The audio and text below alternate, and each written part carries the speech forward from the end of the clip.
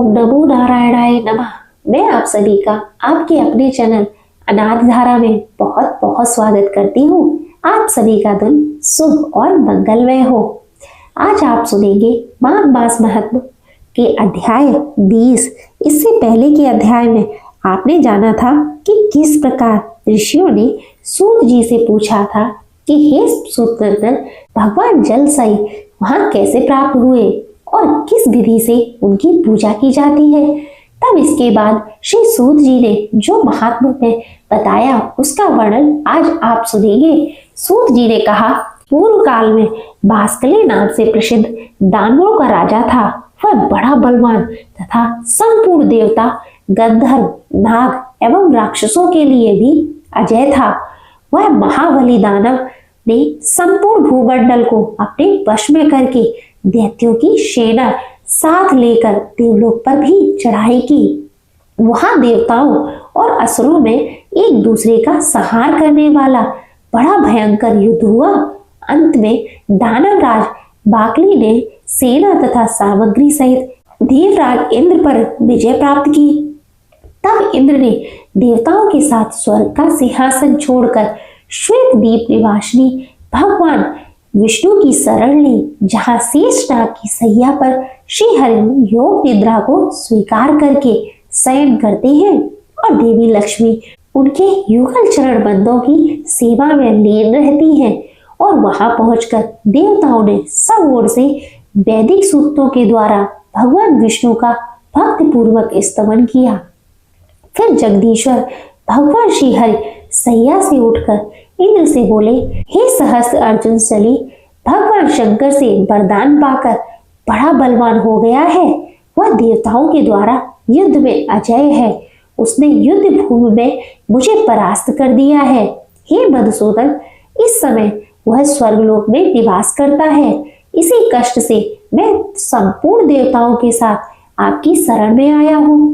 प्रभु, पूर्व काल में हिरण्याक्ष और हिरण्याकश्यप के भय से तथा अन्य दुरात्मा दैत्यों के आतंक से भी आपने हम सब देवताओं की रक्षा की है। अतः इस महाबली दानव बाकली से भी आज हमारी रक्षा कीजिए।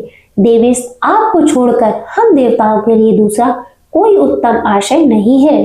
तब श्री भगवान बोले, इंद्र, समय आने पर मैं स्वयं उस दानव को दंड दूंगा। अतः जब तक वह समय नहीं आता तब तक तुम कहीं तीर्थ भूमि में रहकर बड़ी भारी तपस्या करो। इंद्र ने कहा, हे जगदीश्वर, मैं उस दैत्य का नाश करने के लिए किस क्षेत्र में तपस्या करूं, यह आप ही बताइए। तब श्री भगवान विष्णु बोले, इंद्र, चमत्कारपुर का क्षेत्र सिद्धिदायक है, अतः तुम वहीं जाकर उसके वध के लिए तपस्या करो। इंद्र ने कहा, हे केशव, हम दानवराज भाषक से डरे हुए हैं, अतः आपके बिना वहां नहीं जाएंगे, इसलिए आप भी स्वयं भी वहां चलिए। आपसे सुरक्षित होकर ही मैं वहां भारी तपस्या कर सकूंगा। भगवान विष्णु ने एवं वस्तु के साथ देवताओं और लक्ष्मी जी के साथ चमत्कारपुर के क्षेत्र में पदार्पण किया। उस समय सब देवताओं ने अपने लिए पृथक पृथक आश्रम बनाए। भगवान विष्णु ने वहां के प्राचीन एवं सुमित कुंड में क्षीर सागर का आवाहन किया और श्वेत दीप की भांति वहां भी शयन करने लगे। उस समय सब देवता उनके चारों ओर विनीत भाव से खड़े होकर उनकी स्तुति करते थे।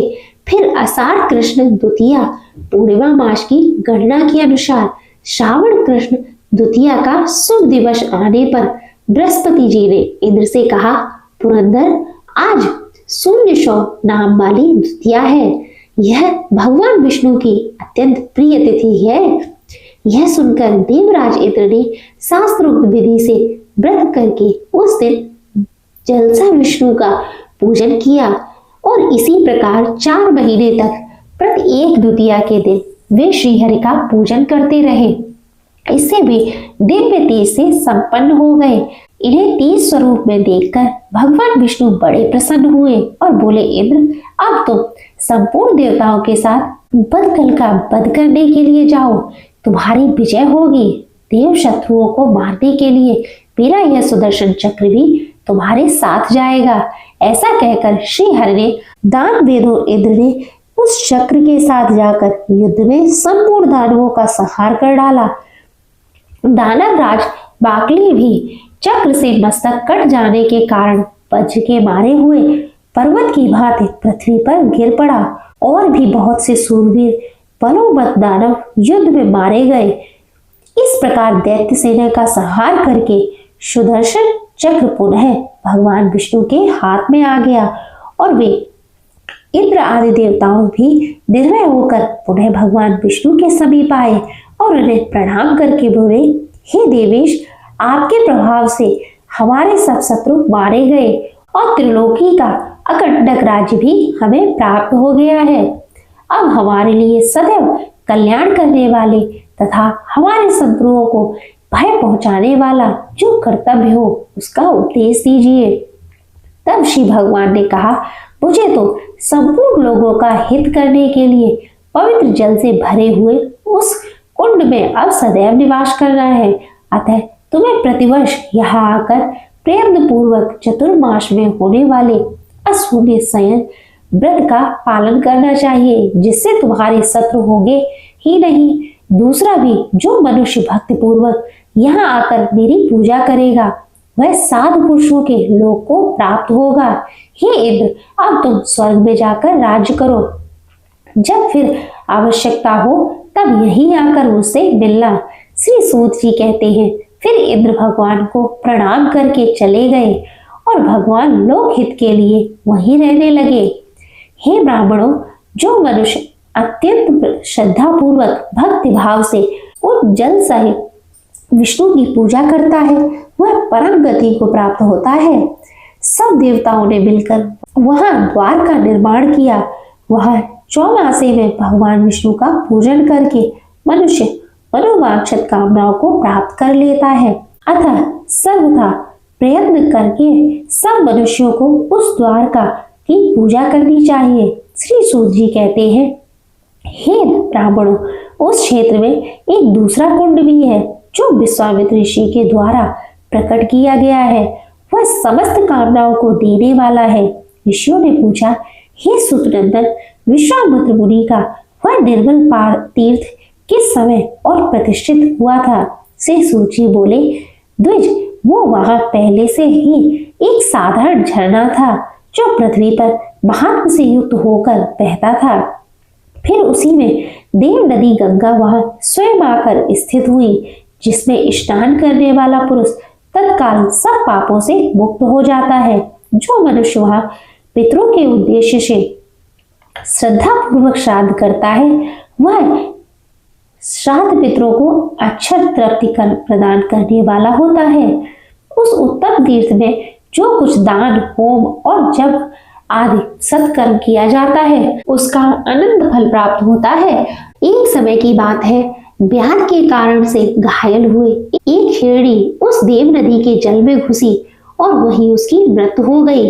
उस पुण्य के प्रभाव से वही हिरणी स्वर्गलोक में मेनका नामक अप्सरा हुई। वह अप्सरा उस तीर्थ के प्रभाव का स्मरण करती हुई चैत्र शुक्ल तृतीया को रविवार और भक्षणी नक्षत्र का योग होने पर सदा वहां आकर स्नान किया करती थी। किसी समय वैसा ही योग आने पर मुनीश्वर विश्वामित्र भी कहीं से घूमते हुए उस तीर्थ में आ गए।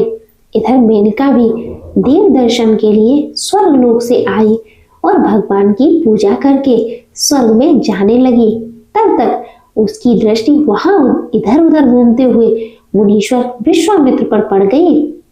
उन्हें देखते ही मेनका काम के अधीन हो गई और शीघ्रता पूर्वक उनके समीप गई। उस अदृष्टवान देखकर मुनि ने पूछा, हे कल्याणी, तुम्हारा शुभ हो मन, वाणी और क्रिया द्वारा भगवान विष्णु के चरणों में तुम्हारी अविचल भक्ति हो। क्या तुम सदाचार और विनय से युक्त होकर सदा प्रिय वचन बोलने वाले हो? अपने पति के चरणाबंदों की सेवा में संलग्न रहती हो? क्या तुम्हें सदा अपने पति की प्रियतमा होने का सौभाग्य प्राप्त है? क्या पति के सामने अथवा परोक्ष भी तुम दान आदि से अपने बंधु बांधव तथा स्वहृदय का सत्कार करती हो? क्या तुम पति के सो जाने पर सोती और उनके जागने से पहले उठ जाती हो? क्या प्रातःकाल उठकर तुम प्रतिदिन अपने घर में स्वयं ही झाड़ू लगाती हो? क्या देवताओं को नमस्कार करके घर के गुरुजनों को प्रतिदिन प्रणाम करती हो और उन सबको अपनी शक्ति के अनुसार अन्न और जल देकर स्वयं सबसे पीछे भोजन करती हो? क्या जल जंतुओं की रक्षा करती हुई अपने सघन वस्त्र से पानी को 7 बार छान कर पीती हो? कभी सूर्यास्त के समय तो तुम भोजन नहीं करती, अपने सेवकों, कुटुंबीजनों तथा विशेषतः साधु संतों को दिए बिना तो तुम भोजन नहीं करती। क्या तुम दया भाव से युक्त होकर शरीर को क्लेश देने वाले जू, खटमल और मक्षर आदि का भी पुत्र की भांति पालन करती हो? क्या साधु पुरुषों के मुख से भक्ति भाव प्रतिदिन भक्ति पूर्वक कर्म धर्म का उपदेश सुनती हो और सुनकर आदर के साथ उसका पालन भी करती हो? क्या पवित्र शास्त्र कथा सुनकर तुम शास्त्र का वाचक तथा उसकी विशेषता व्याख्यान करने वाले विद्वान का भी पूजन करती हो? क्या प्रतिदिन शिव मंदिर में अपनी शक्ति के अनुसार तुम संगीत वादन आदि की व्यवस्था करती हो और भेंट पूजा उपहार चढ़ाती हो? क्या तुम साधु पुरुषों को उनका पूरा शरीर ढकने के उपयुक्त वस्त्र अर्पण करती हो? तुम दूसरों के घर में विशेषतः रात के समय व्यर्थ घूमने के लिए तो नहीं जाती? कहीं पति के भूखे होते हुए भी तुम स्वयं तो भोजन नहीं कर लेती? क्या तुम प्रयत्न पूर्वक पति की आज्ञा का उल्लंघन करने के दोष से अपने को बचाती हो? कभी पति के कुपित होने पर तुम उनकी बातों का उत्तर तो नहीं देती? उनके क्रोध रूपी पाप का निवारण करने के लिए उनके मीठे और प्रिय वचनों तो बोलती हो? न तुम पति के परदेश जाने पर मैले वस्त्र धारण करती और दीन दुर्बल और मलान बदन रहती हो? न कभी मंदिर के पृष्ठभाग में तुम झूठ और फूटा बर्तन तो नहीं रखती? रात्र में जागरण काल में तुम कथा के स्थान पर झरना, एकांत प्रदेश, नदी तट और वन में कभी अकेली तो नहीं जाती? अपने मुखमंडल में तुम कुमकुम की बेती तो लगाती हो ना? तब मेनका बोली, मुनि, आपने जिनके धर्मों का वर्णन किया वे स्त्रियां दूसरी होती हैं। हम तो स्वेच्छा आचार विहार करने वाली देवलोक की अप्सराएं हैं, महाभाग्य से आए हैं। आपके दर्शन से मेरा मन विचलित हो रहा है। उस अनुरागी को आप स्वीकार करें, अन्यथा मेरे प्राण नहीं रहेंगे। यदि ऐसा हुआ तो आपको स्त्री वध का पाप लगेगा। तब विश्वामित्र ने कहा, भद्रे, हम तो शिव शास्त्रों की आज्ञा के अनुसार चलने वाले ब्रह्मचारी हैं। समस्त व्रतधारी और विशेष शिव भक्तों का मूल धर्म है ब्रह्मचर्य व्रत का पालन करना। अतः हम जैसे लोगों से तुम फिर कभी ऐसी बात न कहना। व्रतधारी और शिव भक्त पुरुष 100 पुरुषों से अधिक काल तक जो तपस्या करता है वह एक बार की स्त्री प्रसंग से नष्ट हो जाती है। जो पापात्मा स्त्री को स्वीकार करता है उसका शिव उपासना संबंधी व्रत व्यर्थ हो जाता है। भगवान शिव के भक्तों को स्त्रियों के साथ साथ बातचीत करने से भी पाप लगता है। इसलिए तुम शीघ्र ही इस स्थान से चली जाओ।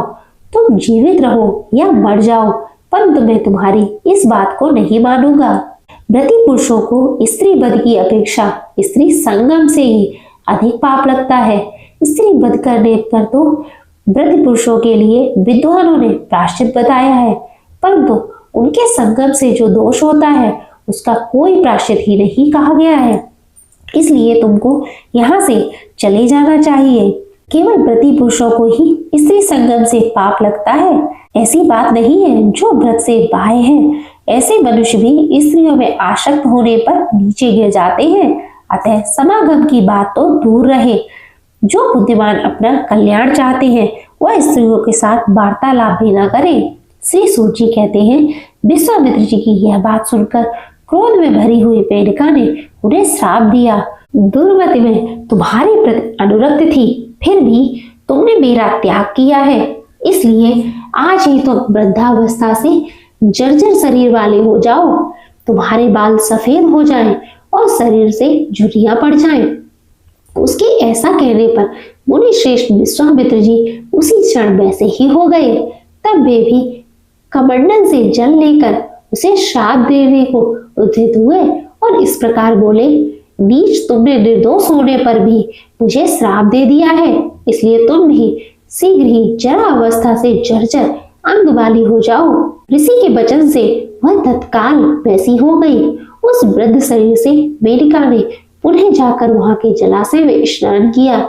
स्नान करते ही वह पुनः पूर्वज स्वरूप लावण्य से संपन्न हो गई। यह महान आश्चर्य की बात देखकर ऋषि विश्वामित्र ने तुरंत जाकर वहां स्नान किया और वे पूर्वत हो गए। उस तीर्थ के महात्म से मेनका और विश्वामित्र दोनों रूप तथा उदारता आदि गुणों से संपन्न हो गए और प्रसन्नता पूर्वक एक दूसरे से विदा लेकर अपने अभीष्ट स्थान को चले गए। उस तीर्थ का ऐसा महत्व जानकर महर्षि विश्वामित्र ने वहां देवाधिदेव महादेव जी का लिंग स्थापित किया और उस उत्तम तीर्थ में बड़ी भारी तपस्या की। उन्होंने उस सरोवर को और विस्तृत किया और वहां स्नान करके जो पुरुष विश्वामित्र शिवलिंग का पूजन करते हैं वह भगवान शिव के लोक में जाते हैं। आज भी तीर्थ में गंगा जल के समान पवित्र जल दिखाई देता है, जो सब पापों को हर लेने वाला है। जो श्रद्धा युक्त पवित्र हृदय से वहां स्नान करता है वह सर्वदेव पूजित विष्णु लोक को जाता है। सूत जी कहते हैं, महर्षि, हाटकेश्वर क्षेत्र में एक दूसरा परम सुंदर शाश्वत तीर्थ है। वहां स्नान करने वाला गूंगा मनुष्य भी बोलने में पट हो जाता है तथा वह ब्रह्मलोक तक के सभी लोकों में अपनी रुचि के अनुसार जाता है। प्राचीन काल में बलवर्धक नाम से विख्यात एक राजा थे। संपूर्ण पृथ्वी को अपनी भुजाओं के बल से जीतकर उसका उपभोग करते थे। उनके एक सर्व लक्षण संपन्न पुत्र हुआ। पिता ने 90 दिन श्रेष्ठ ब्राह्मणों को बुलाकर उसका नाम अम्बुविच रखा। फिर राजा का लाड़ प्यार पाकर वह बालक प्रतिदिन बढ़ने लगा, परंतु जन्म से ही मूक होने के कारण वह कुछ बोल नहीं सकता था। इसके बाद उस बालक का 7वां वर्ष आने पर बलवर्धक प्राप्त हो गए। तब मंत्रियों ने राजा के उसी पुत्र को राज सिंहासन पर बिठाया, क्योंकि उनके दूसरा कोई पुत्र नहीं था। इस प्रकार राज सिंहासन पर बैठे हुए बाल्यावस्था से युक्त उस गूंगे राजा के राज्य में सब ओर उन्माद होने लगा। जल जंतुओं की भांति बलवान लोग सर्वत्र दुर्बल को सताने लगे। तब मंत्रियों ने अपने पुरोहित वशिष्ठ जी से कहा, हे महामुनि, इस राजा के बोलने के लिए कोई उपाय कीजिए। तब दीर्घ काल तक विचार करके वशिष्ठ जी ने मंत्रियों से कहा कि हाटकेश्वर क्षेत्र में सब कामनाओं को देने वाला शाश्वत नामक तीर्थ है, वहीं ये राजा स्नान करे। महर्षि वशिष्ठ के कहने से राजा अम्बविष ने तत्काल जाकर उस तीर्थ में स्नान किया और उसी क्षण वे मधुर स्वर से बोलने लगे, भक्ता हो जाए, भक्ता हो गए। राजा ने सरस्वती देवी का ऐसा प्रभाव जानकर बड़ी श्रद्धा के साथ उनका चिंतन किया और नदी तट से मिट्टी लेकर स्वयं ही सरस्वती देवी की चतुर्भुज मूर्ति का निर्माण किया। वे दाहिने हाथ में मनोहर कमल और नक्षत्रों के तेज को तिरस्कृत करने वाली अक्षमाला लिए हुई थी और बाएं हाथ में उन्होंने दिन में जल से भरा हुआ कमंडल और सब विद्याओं की उत्पत्ति की स्थान भूत पुस्तक ले रखी थी। ऐसी मूर्ति का निर्माण करके राजा ने यजन पूर्वक उसे शिला पृष्ठ पर स्थापित किया और धूप, माला तथा चंदन से भक्ति पूर्वक उनकी पूजा की। इसके बाद श्रद्धा भाव से पवित्र हृदय के साथ उनके आगे शुद्ध एवं विनीत होकर नरेश ने उच्च स्वर से देवी की स्तुति की कि हे देवी, सत असत कारण और कार्य रूप तथा बंद मोक्ष स्वरूप जो कोई भी वस्तु है वह सब गुप्त रूप से स्थित रहने वाली आपके द्वारा व्याप्त है। ठीक उसी तरह जैसे अग्नि के द्वारा ईंधन प्राप्त होता है, आप ही सिद्ध रूप में सब लोगों के हृदय में निवास करती हो। देवेश्वरी, आप ही जीवा पर बाणी रूप से और नेत्र में ज्योति रूप से विराजमान हो। तीनों लोकों में एकमात्र आप ही भक्ति भाव से ग्रहण करने योग्य हो। शरण में आए हुए दीनों और पीड़ितों की रक्षा में आप सदा तत्पर रहती हैं। आप ही कीर्ति, दृष्टि, मेधा, भक्ति और प्रभा कही गई है। समस्त प्राणियों में निवास करने वाली कांत, सुधा और निद्रा भी आप ही तो तुष्ट, पुष्ट श्री, प्रीति, सुधा, स्वाहा, रात्रि, रति, पृथ्वी, ग, सत्य, धर्म, मन मानी स्वधा, मन मानी लज्जा, शांति, स्मृति, दक्षा, क्षमा, गौरी, रोहिणी, शनि, बाली, जिसमें चंद्रमा का दर्शन हो ऐसी अमावस्या हो, अर्थात जिसमें चंद्रमा का दर्शन न हो ऐसी अमावस्या का, अर्थात पूर्वा देव, माता अदिति, ब्रह्माणी, बीनता, लक्ष्मी, कद्र, दक्षायणी, सती, शिवा, गायत्री, सावित्री, कृषि, वृष्टि, श्रुति, कला, बेला, नाड़ी, त्रुटि, कष्टा, रचना और सरस्वती सब कुछ आप ही हो। इसके सिवा तीनों लोकों में और भी जो कुछ है, जो अधिक होने के कारण मेरे द्वारा नहीं कहा गया है, वह सब चेष्टा युक्त और चेष्टा रहित वस्तुएं आपका ही स्वरूप है। गंधर्व, किन्नर, देवता, सिद्ध, विद्याधर, नाग, यक्ष, गयक, भूत, दैत्य और विनायक गण आदि सब आपके ही प्रसाद से परम पद को प्राप्त होते हैं। अन्य देवता कष्ट पूर्वक आराधना और पूजा करने पर ही मनुष्य के पाप हटते हैं, परंतु आप केवल नाम लेने से सबका उद्धार करती हैं। राजा अम्बुविच के द्वारा इस प्रकार स्तुति की जाने पर देवेश्वरी सरस्वती देवी ने अत्यंत हर्षित होकर कहा, हे भूपाल, मैं तुम्हारी स्तुति भक्ति और इस स्तुति से बहुत संतुष्ट हूँ, अतः तुम शीघ्र ही मनोवांछित वर मांगो। तब राजा ने कहा, देवी, आज से मेरी प्रार्थना स्वीकार करके आप सदा इस तीर्थ में निवास करें और आपकी इस पूजनीय प्रतिमा त्रिभुवन विख्यात होकर इस तीर्थ में मेरे सुस्थिर कीर्ति के रूप में विद्यमान रहे। जो यहाँ स्थिर रहने वाली आपकी आराधना जिस निमित्त से भी करे, उसकी इस भक्ति के अनुसार उस कामना को आप शीघ्र ही पूर्ण करती रहे। तब सरस्वती देवी बोली, राजन, जो इस सलिल में स्नान करके अष्टमी और चतुर्थी तिथि को यहाँ मेरी पूजा करेगा, उसकी मनोवांछित कामनाओं को मैं पूर्ण करूंगी। श्री सूत जी कहते हैं, इस प्रकार परमेश्वरी सरस्वती देवी सब लोगों के हित के लिए तभी से वहां निवास करने लगी। जो मनुष्य अष्टमी और चतुर्दशी को उपवास करके श्वेत पुष्प और चंदन आदि के द्वारा वहां उनका पूजन करता है, वह जन्म जन्म में उत्तम वक्ता एवं मेधा अर्थात धारण शक्ति से संपन्न होता है।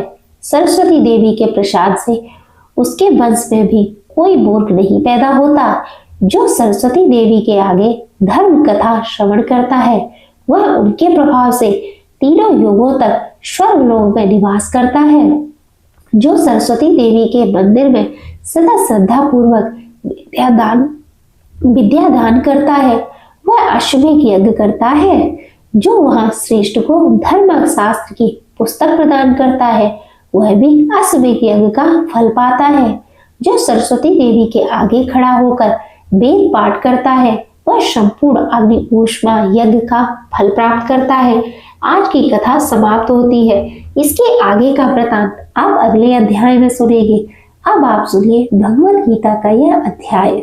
श्री भगवान ने कहा, हे महाबाहु अर्जुन, तू मेरे परम प्रभावशाली वचनों को फिर से सुन, क्योंकि मैं तुझे अत्यंत प्रिय मानता हूँ। इसलिए तेरे हित के लिए कहता हूँ। मेरे ऐश्वर्य के प्रभाव को न तो कोई देवतागण जानते हैं और ना ही कोई महान ऋषिगण ही जानते हैं, क्योंकि मैं ही सभी प्रकार से देवताओं और ऋषियों को उत्पन्न करने वाला हूँ। जो मनुष्य मुझे जन्म मृत्यु सहित आदि अंत रहित और सभी लोगों का महान ईश्वर रूप को जान जाता है, वह मृत्यु को प्राप्त होने वाला मनुष्य मोह से मुक्त होकर सभी पापों से मुक्त हो जाता है। संशय को मिटाने वाली बुद्धि, मोह से मुक्ति दिलाने वाला ज्ञान, क्षमा का भाव, सत्य का आचरण, इंद्रियों का नियंत्रण, मन की स्थिरता, सुख दुख की अनुभूति, जन्म मृत्यु का कारण, भय अभय की चिंता, अहिंसा का भाव, समानता का भाव, संतुष्ट होने का स्वभाव, तपस्या की शक्ति, दानशीलता का भाव और यश अपयश की प्राप्ति में जो भी कारण होते हैं, यह सभी मनुष्यों के अनेकों प्रकार के भाव मुझ में ही उत्पन्न होते हैं। सातों महान ऋषि और उनमें भी पहले उत्पन्न होने वाले चारों सनकादिक कुमारों तथा स्वयंभू मनु आदि, यह सभी मेरे मन की इच्छा शक्ति से उत्पन्न हुए हैं। संसार के सभी लोगों के समस्त जीव इन्हीं की ही संतानें हैं। जो मनुष्य मेरी इस विशेष ऐश्वर्यपूर्ण योग शक्ति को तत्व सहित जानता है, वह स्थिर मन से मेरी भक्ति में स्थित हो जाता है। इसमें किसी भी प्रकार का संदेह नहीं है। मैं ही संपूर्ण जगत की उत्पत्ति का कारण हूँ और मुझसे ही संपूर्ण जगत की क्रियाशीलता है। इस प्रकार मानकर विद्वान मनुष्य अत्यंत भक्तिभाव से मेरे ही निरंतर स्मरण करते हैं। जिन मनुष्यों के चित्त मुझ में स्थिर रहते हैं और जिन्होंने अपना जीवन मुझको ही समर्पित कर दिया है, वह भक्तजन आपस में एक दूसरे को मेरा अनुभव कराते हैं। वह भक्त मेरा ही गुणगान करते हुए निरंतर संतुष्ट रहकर मुझ में ही आनंद की प्राप्ति करते हैं। जो सदैव अपने मन को मुझ में स्थिर रखते हैं और प्रेम पूर्वक निरंतर मेरा स्मरण करते हैं, उन भक्तों को मैं बहुत बुद्धिमान प्रदान करता हूँ, जिससे वह मुझको ही प्राप्त होते हैं। हे अर्जुन, उन भक्तों पर विशेष कृपा करने के लिए उनके हृदय में स्थित आत्मा के द्वारा उनके अज्ञान रूपी अंधकार को ज्ञान रूपी दीपक के प्रकाश से दूर करता हूँ। अर्जुन ने कहा, हे कृष्ण, आप परमेश्वर हैं, आप परम ब्रह्म हैं, आप परम आश्रम दाता हैं, आप परम शुद्ध चेतना हैं, आप शाश्वत पुरुष हैं, आप दिव्य हैं, आप अजन्मा हैं, समस्त देवताओं के भी देवता हैं और आप ही सर्वत्र व्याप्त हैं। हे कृष्ण, जो अब आप स्वयं मुझे बता रहे हैं, यह तो सभी ऋषिगण, आश्रित देवाल और व्यास आदि देव ऋषि नारद भी कहते हैं। हे केशव, जो सब कुछ आप मुझे बता रहे हैं, उसमें मैं पूर्ण सत्य रूप से स्वीकार करता हूँ। हे प्रभु, आपके स्वरूप को न तो देवतागण और न ही असुरगण जान सकते हैं। हे पुरुषोत्तम, हे संपूर्ण ब्रह्मांड के स्वामी, हे समस्त देवताओं के देव, हे समस्त प्राणियों को उत्पन्न करने वाले, हे सभी प्राणियों के ईश्वर, एकमात्र आप ही अपने आप को जानते हैं, या फिर वही जान पाता है जिसकी अंतरात्मा में प्रकट होकर आप अपना ज्ञान कराते हैं। हे कृष्ण, कृपा करके आप अपने उन अलौकिक ऐश्वर्यपूर्ण स्वरूपों को विस्तार से कहिए, जिसे कहने में केवल आप ही समर्थ हैं, जिन ऐश्वर्यों द्वारा आप इन सभी लोकों में व्याप्त होकर स्थित हैं। हे योगेश्वर, मैं किस प्रकार आपका निरंतर चिंतन करके आपको जान सकता हूँ और मैं आपके ईश्वरीय स्वरूप का किन किन भावों से स्मरण करूं। हे जनार्दन, अपनी योग शक्ति और अपने ऐश्वर्यपूर्ण रूपों को फिर भी विस्तार से कहिए, क्योंकि आपके अमृत स्वरूप वचनों को सुनते हुए भी मेरी तृप्त नहीं हो रही है। श्री भगवान ने कहा, हे कुरुश्रेष्ठ, हाँ, अब मैं तेरे लिए अपने मुख्य अलौकिक ऐश्वर्यपूर्ण रूपों को कहूंगा, क्योंकि मेरे विस्तार की तो कोई सीमा ही नहीं है।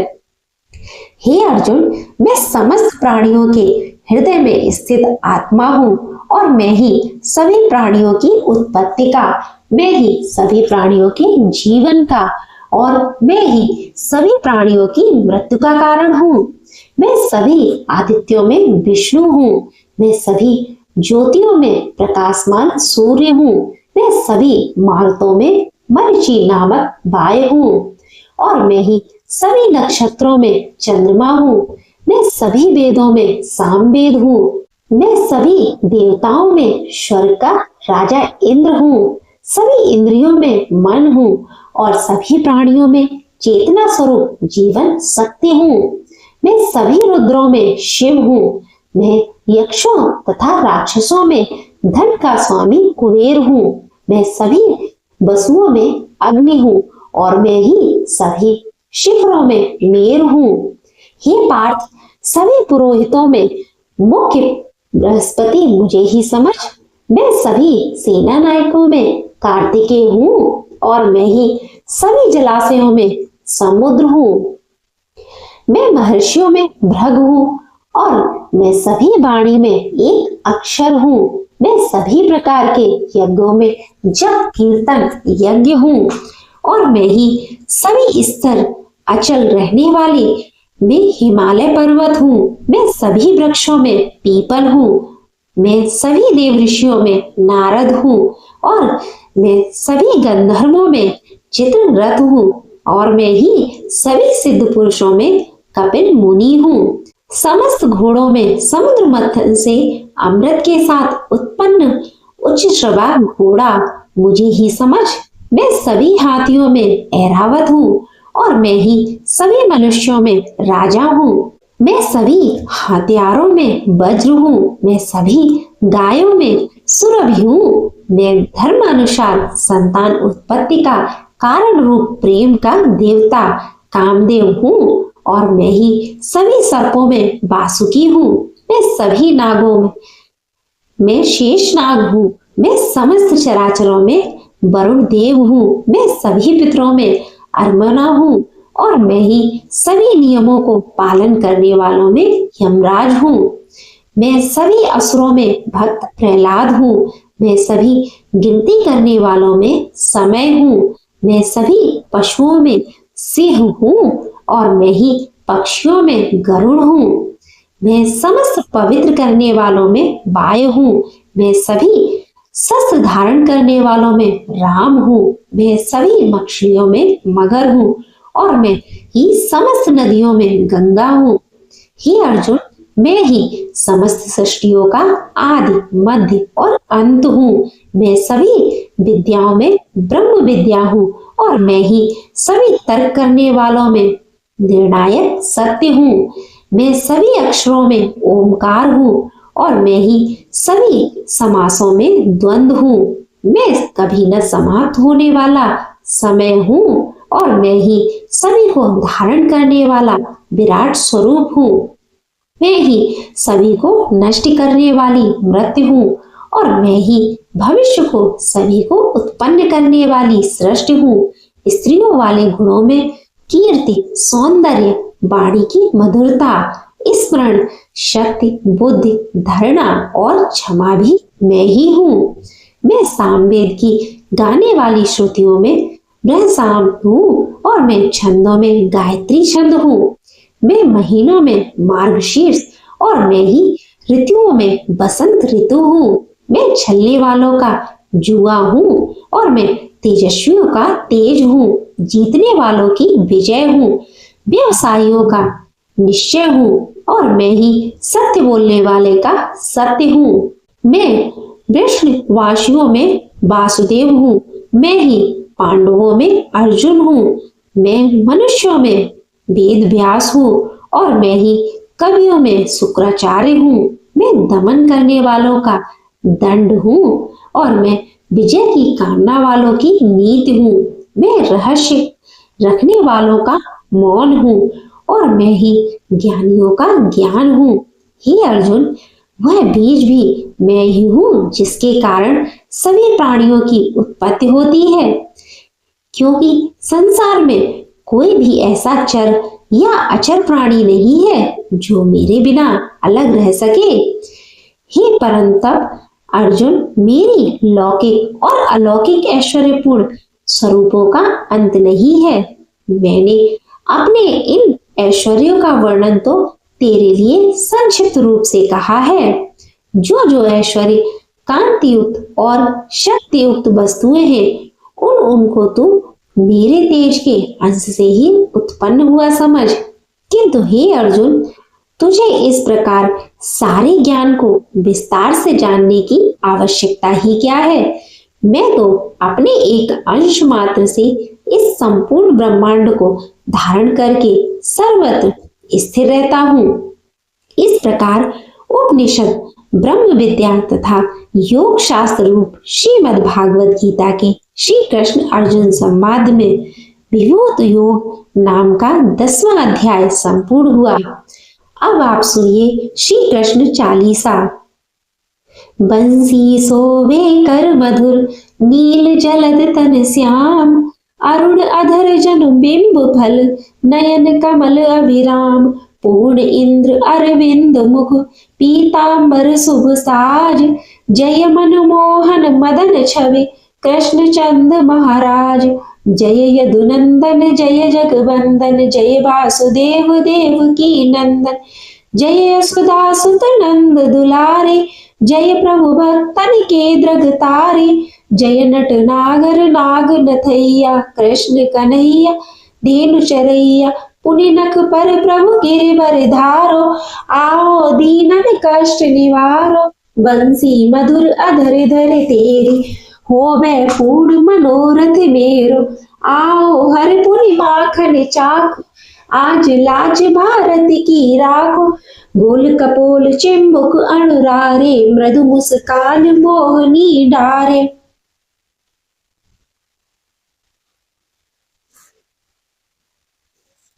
रंजित राजीव नयन विशाला, मोर मुकुट बैजंती माला, कुंडल श्रवण पीत पट आछे, कट किंकड़ी काछन काछे, नील जलज सुंदर तन सोहे, छवि लख सुर नर मुनि जन मोहे, मस्तक तिलक अलक घुंघराले, आओ कृष्ण बांसुरी बाले, करे पय पान पूत नहीं तार्यो, अका बका कागा सुर मार्यो, मधुबन जलत अगन जन ज्वाला, भैसी तल लखित नंद लाला, सुरपति जब ब्रज चढ़ो रिसाई, मूसर धार बार बरसाई, लगत लगत ब्रज चहन बसायो।